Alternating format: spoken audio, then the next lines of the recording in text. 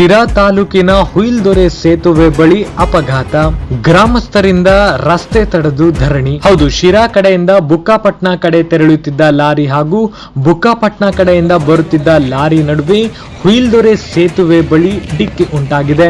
ಇನ್ನು ಮೈನಿಂಗ್ ತುಂಬಿದ್ದ ಲಾರಿ ಪಲ್ಟಿಯಾಗಿದ್ದು ಚಾಲಕನ ಕೈಕಾಲು ಮುರಿದಿದೆ. ಸ್ಥಳೀಯರು ಶಿರಾದ ಸಾರ್ವಜನಿಕ ಆಸ್ಪತ್ರೆಗೆ ಗಾಯಾಳುಗಳನ್ನು ದಾಖಲಿಸಿದ್ದಾರೆ.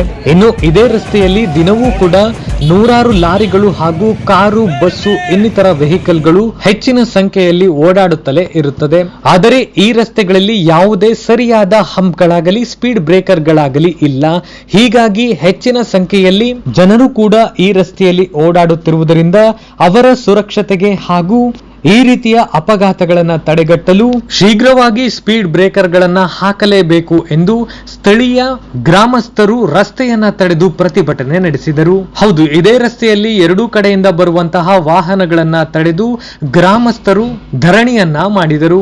ಇದಾದ ನಂತರ ಸ್ಥಳಕ್ಕೆ ಆಗಮಿಸಿದ ಆರಕ್ಷಕ ಠಾಣಾ ಸಿಬ್ಬಂದಿಯವರು ನ್ಯಾಷನಲ್ ಹೈವೇ ಸೆಕ್ಯೂರಿಟಿಯೊಂದಿಗೆ ಗ್ರಾಮಸ್ಥರ ಜೊತೆಗೆ ಫೋನ್ ಮಾಡುವ ಮೂಲಕ ಮಾತನಾಡಿಸಿದರು. ಆಗ ಆಗುತ್ತಿರುವ ಸಮಸ್ಯೆಯನ್ನ ಗ್ರಾಮಸ್ಥರು ಮುಕ್ತವಾಗಿ ಮಾತನಾಡಿದರು ಹಾಗೂ ಸಮಸ್ಯೆಯನ್ನ ಶೀಘ್ರದಲ್ಲೇ ಬಗೆಹರಿಸುವಂತೆ ಮನವಿ ಮಾಡಿದರು. ಇದಾದ ನಂತರ ಸಂಚಾರವನ್ನ ಸುಗಮಗೊಳಿಸಲಾಯಿತು. ಇದೇ ತರಹದ ಮತ್ತಷ್ಟು ನ್ಯೂಸ್ಗಳಿಗಾಗಿ ನಮ್ಮ SK ನ್ಯೂಸ್ ಚಾನೆಲ್ ಅನ್ನ ಸಬ್ಸ್ಕ್ರೈಬ್ ಮಾಡಿ. SK news, Krishnamurthy, ಹುಯಿಲ್ದೊರೆ.